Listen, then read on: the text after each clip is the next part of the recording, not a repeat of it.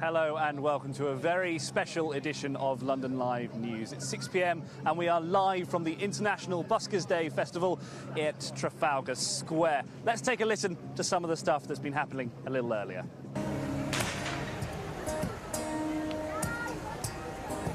Go to a party and everyone turns to see, oh, this beautiful lady is walking around with me, oh no. And then she asks me, do I look alright? And I say yes, you look wonderful tonight. And you look wonderful because I see the love light in your eyes. The wonder of it all is that you just, oh, now you don't realize how much I love you.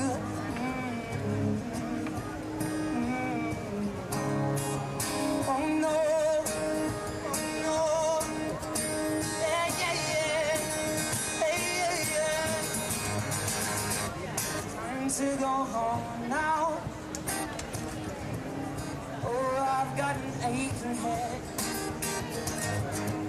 so I give him my card. And of course that was Tim Newman playing a song by Eric Clapton, a heartfelt performance, one of the many that people will be seeing here today at the International Busker Day event.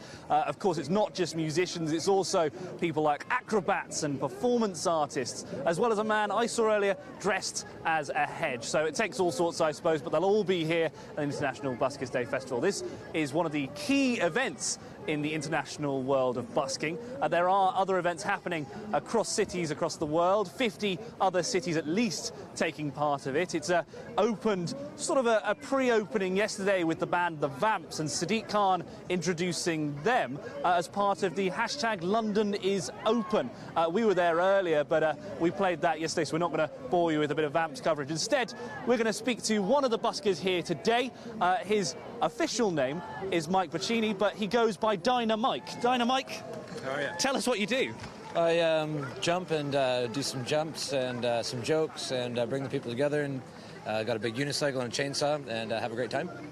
Now, busking events like this are obviously a huge spur for many people who use performance art as their living. How hard is it to keep that as a living in a place like London? Well, it's become much easier in London recently with the work that Busking London is doing. But also, London is great for busking for a few reasons. The pound is strong, which is nice if you're from somewhere else. There's always tourists around, and there's so many beautiful open spaces like this. So busking in London, you know, if you got your chops, there's a lot of people that are willing to stand around and watch you use them. Now, an event like this, what do you think this adds to the whole busking scene, I guess? I think it raises the profile a lot. You know, busking can be disparaged or looked poorly upon by people depending on their perspective. But when you see this happening under the banners of you know, the city, and it's supported by the city, you see artists from all over the world.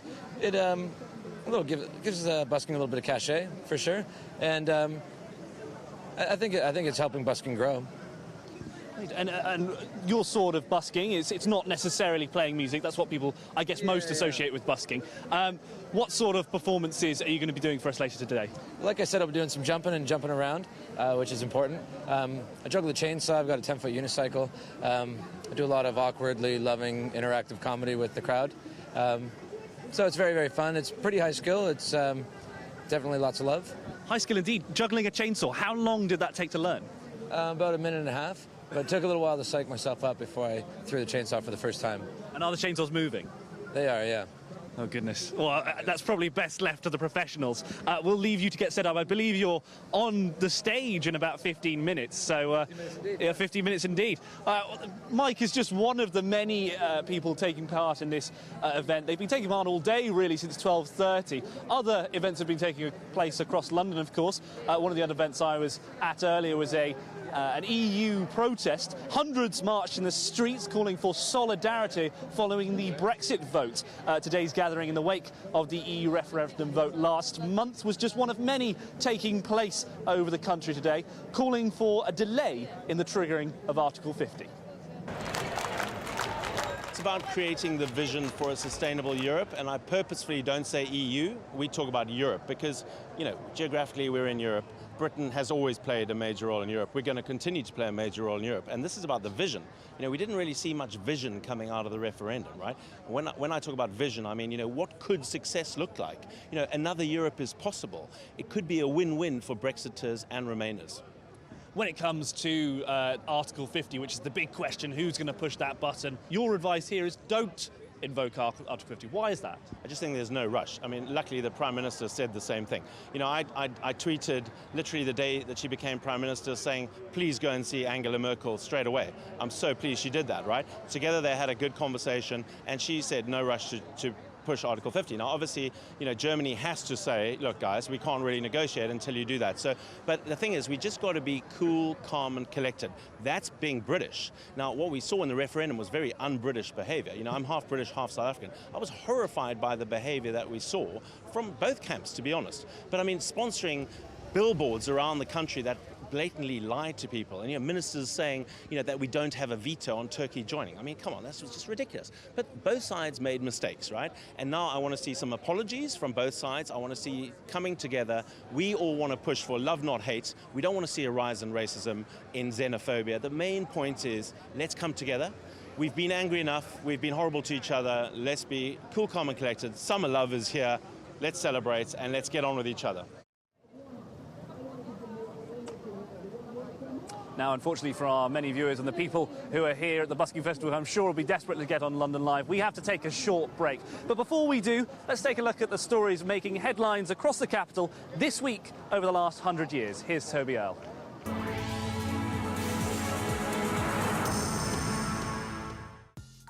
The Cold War years were the halcyon days for political scandals. There were intrigues which were feared to be a threat to national security. The Profumo affair had it all: power, sex, lies, and a Soviet spy. Osteopath and society mover Dr. Stephen Ward introduced Mandy Rice Davies and Christine Keeler to John Profumo, the Conservative Secretary of State for War. Profumo, pictured here, embarked on an affair with Christine Keeler, a relationship Profumo later denied in the House of Commons. When stories appeared in the press linking the politician and Keeler, he was forced to admit he had lied. The scandal escalated when it emerged Keeler had also been in a relationship with Yevgeny Ivanov, a Soviet naval attaché at the Soviet embassy. Profumo resigned and became a lavatory cleaner in the East End's Toynbee Hall. The dangerous competition between cyclists and drivers for space on the roads was recognised decades before London streets grew ever shinier with thundering metal. Minister for Transport Leslie Bergin took an aerial tour of roads to learn how fatalities might be reduced and how cyclists might be urged to use designated cycle paths. The Marquis of Queensberry and his rules were dealt a crushing blow to the neck and snapped in two, like a strip of plywood, when karate made its official debut in Britain. Facilities were of the highest calibre. Mum's best dining chairs and rugs used to demonstrate the martial arts' fearsome moves. Over to Vernon Bell, the karate instructor who imported karate and ignored journalists' puns. What kick do you get out of this sport, apart from the one that you seem to receive? It's great physical and mental exercise. We've barely seen rain this summer, so here's respite from our unbroken sunshine. And here's an early jet ski, this playboy powering through flooded North London streets. 57 millimetres of rain fell in Muswell Hill and 88 in Crouch End on the 21st of July. This deluge producing impromptu Lidos. These cars weren't ready for a dip and had to be rescued. 11 soldiers and 7 horses died in twin IRA bomb attacks in Hyde Park and Regent's Park. At 10:40 a.m, Blues and Royals of the Royal Household Cavalry passed a Blue Morris Marina packed with a nail bomb and 25 pounds of explosives. 2 hours later, a device under a bandstand killed members of the Royal Green Jackets playing a lunchtime concert. In the jittery weeks after the 7th of July bombings, and one day after the failed bombings on the 21st of July, when the homemade devices of 4 men malfunctioned, armed police shot and killed Jean-Charles de Menezes when he was mistaken for a suicide bomber. De Menezes was pursued to Stockwell Tube Station and was shot 7 times. The Metropolitan Police Force was later found to be guilty of endangering the public. If you're dealing with someone who might be a suicide bomber, if they remain conscious, they could trigger the plastic explosive or whatever that might be on them, and therefore overwhelmingly the likelihood is in those circumstances it will be a shoot to kill policy. The hunt for the 4 bombers became the UK's largest manhunt, one of the bombers fleeing to Birmingham in a full-length burqa. The Harrow Road near Paddington became a focus of the search. A remote-controlled robot dispatched to probe a property. 2 of the bombers were later arrested in a flat in North Kensington. How proud are you of the song Rehab? Yeah, I'm very proud that I could get something good out of something that, well, you know, wasn't a high point. The death of Amy Winehouse was felt keenly, not just in Camden and around the hasty bundles of flowers laid to give the sense of loss some tangible epicentre, but across London. The multi-award-winning and multi-million-selling artist died from accidental alcohol poisoning at her home in Camden after lapsing into one of her occasional binges. Winehouse had seen her doctor the night before she died and was described as being calm and somewhat guilty after starting to drink again on the 20th of July. She told her doctor she had started drinking because she was bored.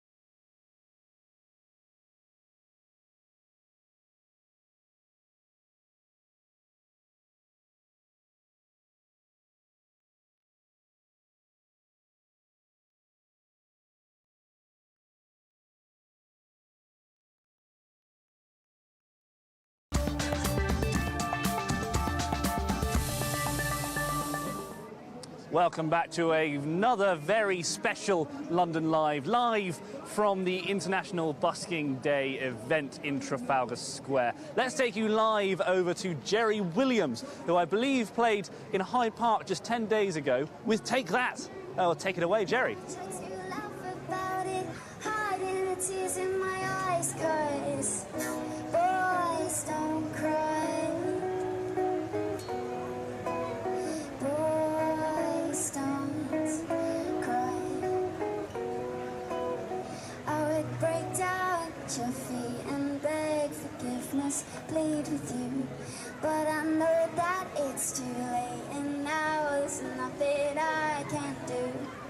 So I try to laugh about it, cover it all out with lies.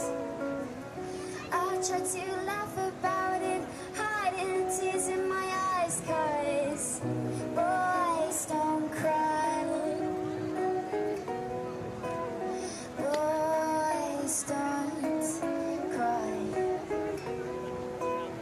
I would tell you that I left you if I thought that you would say, but I know that it's no use, and you've already gone away. Misjudged your limit, pushed you too far, took you for granted. I thought that you needed me more.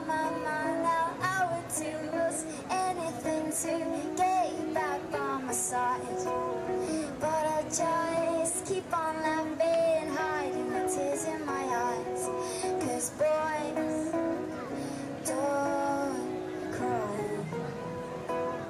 Boys don't cry.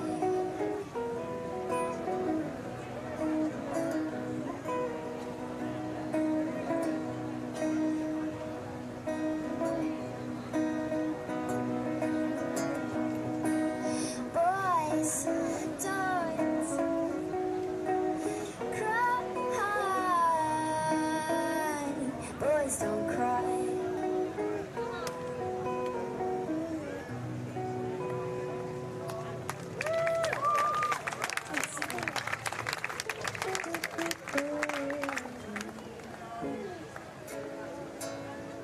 This next song we released a couple of weeks ago now, and there's a video on YouTube. Yeah, and it's called Mother, so hopefully this will bring you extra summery vibes. So yeah, hope you like it.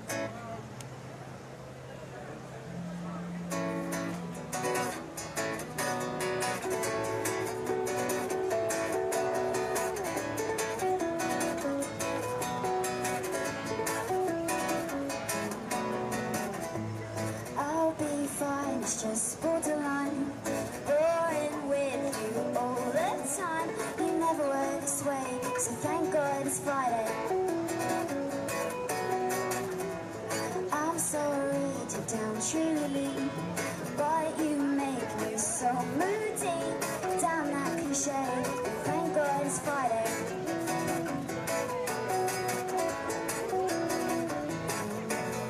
Yeah, in a way, everything changes, maybe for the better. Changes take ages, on through the rain. In the town I was born, I need to get back to where I started. Mother, don't feel myself, mother. Mother, don't feel myself. You tell me and I don't care. Overthinking what's not there. I'll annoy myself, and that's the way it is sometimes. It's comfy on the shelf. Yeah, in a way, everything changes, maybe for the better. Changes take ages, on through the rain. In the town I was born, I need to get back to where I started.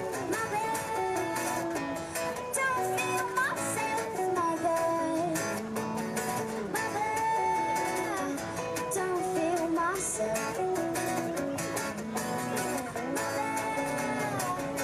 Don't feel myself, mother. Mother, don't feel myself.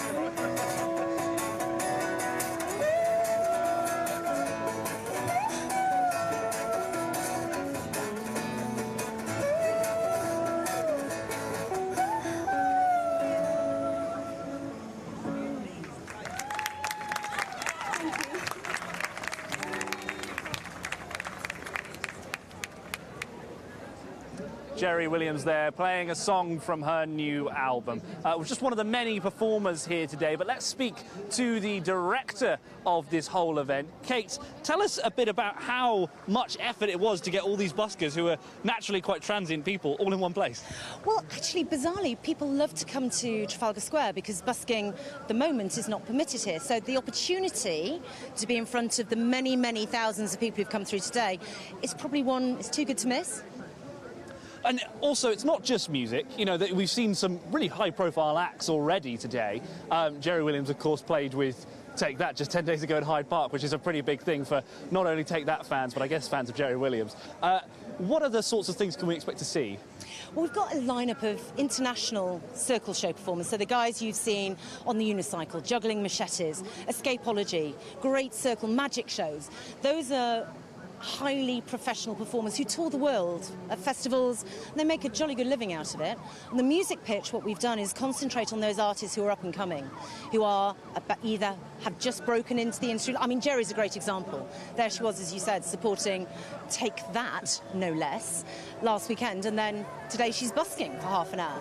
So it's those artists who are just about to break through or have already, to give them an opportunity that they don't normally have. A great audience, an audience who want to sit and listen, an audience who want to put something into their hat at the end of the day, or an audience who want to buy their CD, but in that relaxed setting. I always believe that if you can engage someone busking, filling a venue is not an issue because someone's bought a ticket for you. Busking, they haven't. You've got to stop them in their tracks. You've got them to come over to you, stay a while, listen to the end of the song, listen to the end of the set, and then still pay. So busking is a really honest form of entertainment in that way, because if you don't like it, you don't pay. And with that, obviously, buskers in general can see lean times. What struggles do you see today among buskers in London? Well, I think in London one of the biggest problems we have is space. So musicians are actually not too bad, because if there's just one of you and your guitar and your amp, you don't take up much space, you don't cause an obstruction. You can be a bit too loud occasionally, and we do have issues with that. But for the bigger circle shows or the dance crews, we don't yet have a big enough circuit of places where these guys can perform. So here we are in Trafalgar Square. We're looking to open up a pitch on the square, which will be a first. Here we are on the North Terrace. That's now a traditional big show busking area. We have great shows in Leicester Square, but there aren't that many other places that can take an act who might gather an audience of 200 or 300, but who also might need a big space to do their juggling or do their bed of nails trick or do their big dance routine. So we're always at Buskin London looking for places that we can encourage to. It doesn't have to be a free-for-all. It's about saying, this works for us, this draws people to our location. It keeps them there. I mean, it's been shown that this sort of type of entertainment actually has an economic benefit to an area, to local businesses, because people stay. They then go and buy another coffee. They then go and do some shopping. They come back the following day because they've seen it and they've enjoyed it. And this festival in its entirety is obviously very large. How does it feel to have sort of London be the jewel of the crown of the world's busking event? Obviously 50 cities across the world taking part, but London, of course, a big event in its own right. Well, London leads the way in quite a lot of stuff in terms of arts and culture, particularly music, particularly theatre. And we're just beyond excited today. We didn't realise that so mmany people would take it to their hearts. So, yeah, we've got 50 locations around the world. We've also got 50 cities around the UK, locations around the UK, that are equal doing. So 100 places today, starting with Sydney in the early hours of this morning, have celebrated this day. But they've joined London. London's taken the stance on this to say, we know that it happens around the world. We know there are similar challenges to cities around the world in terms of noise and space and all of those things that can sometimes exercise local authorities and councils and businesses. And we've said there's a way to get through this. Let's all sit round a table and we can talk about it. We've created a model that can be replicated practically anywhere. And it's about consultation, it's about coordination, it's about a sensible discussion.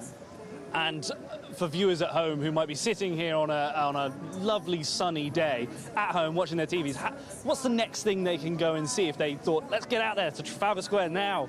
Well, we have the most amazing street band from Dublin playing at 7:15 till 8 p.m. tonight. They're going to close today's festivities. And then we start again tomorrow, 12:15, with a very exciting performance by an artist called Newton Faulkner. Now, those of you who know your music will know who Newton is, but he started out as a busker, has gone an incredibly successful artist. He's just taken over in the lead of American Idiot, the Green Day musical in town, and he's coming to give us an opening set tomorrow at 12:15. Thank you very much for your time. Thank you very much for joining us. We're going to go to another story now. A fundraising campaign has been launched to try and bring back London's only surviving First World War Navy battleship to the Thames. Because of sewer works, HMS President was forced to move from her berth near Blackfriars Bridge earlier this year. But now fans want to bring her back. Let's take a look. She's got a long history of being in London. She was part of the Second World War as one of the stations to protect St Paul's Cathedral, and she had Ack guns there to fire at the Luftwaffe as they came across. Again, she was also the first mystery or camouflage ship within the First World War as well. Decommissioned in 1922, and she's been here on the Thames since 1922, just outside Blackfriars. So in February 2016, we moved her down to Chatham.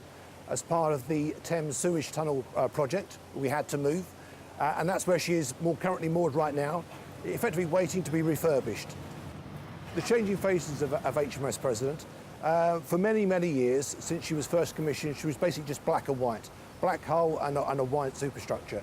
More recently, and as part of the 2014 Senatorial, we had the camouflage put on there as a modern day take of what the original camouflage would look like. And that has had it bright orange, whites, the greys and the blacks, and it's been very pronounced. I think most of Londoners have seen that over the course of the last 2 or 3 years. So we're in a fundraising process right now to raise funds to have the hull repaired, and then secondly is actually to find a new mooring. There are also a number of other parts we want to do, for example build disability access, and also a learning centre so we can bring the young, the old, everybody on board so they can see how a World War I ship actually looked and what these soldiers and sailors actually had to experience during that period of time. Next, the National Portrait Gallery are celebrating the work of William Eggleston with a new exhibition. There will be some of the biggest collection of his photographs to ever go on show, with some never-before-seen works on display. Let's take a look at those.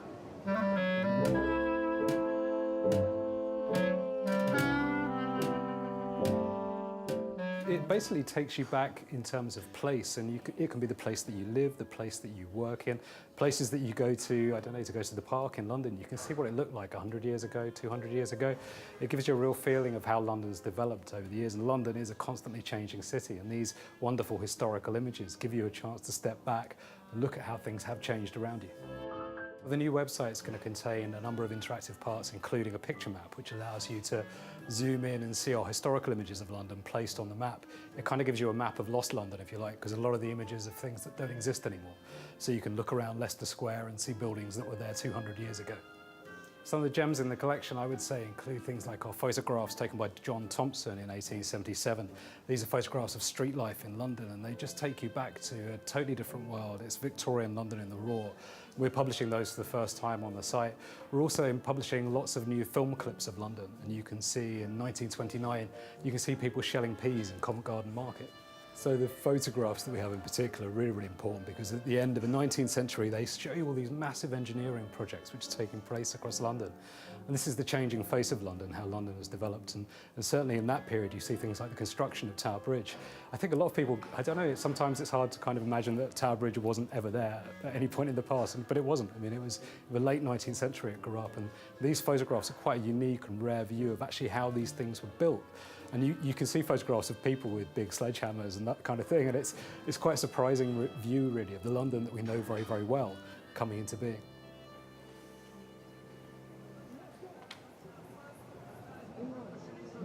We have to take a short break now, but join us in a few minutes where we'll be hearing more from some of the artists here at the London International Busking Day event. Let's leave you with the break and Jerry Williams playing a few songs.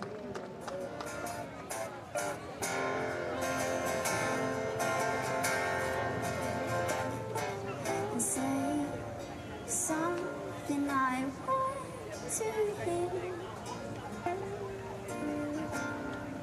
and make the crowd cheer.